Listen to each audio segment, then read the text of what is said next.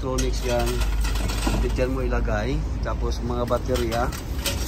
Yan, pwede dyan. Hanggang ngayon, ano na, wala pang tapon. Ito, mga USB, yan.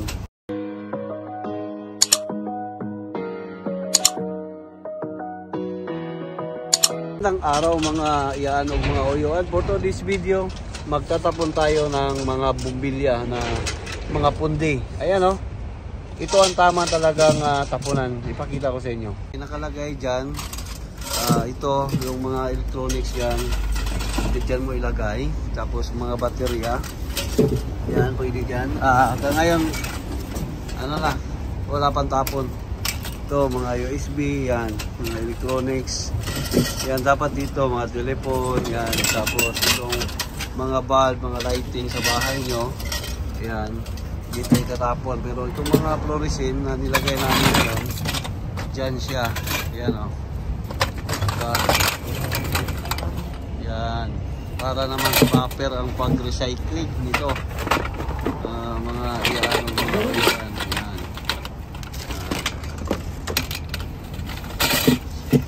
Kailangan natin i-recycling ng maayos. Diyan na. Ito. Ganito talaga ang tamang pag-recycling ng bombilya. Hindi basta-basta na itatapon mo lang na saan-saan. Kasi delikado din. Pag ano, tingnan mo si Manlit ko. Diba? Kailangan ito nilagay nila dito para sa mga fluorescent na ano.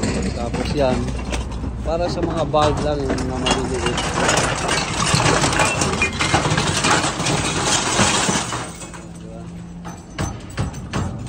Tapos na. Madali lang mag-ano dito kasi proper sila dito eh. Dito ito sa recycling yan.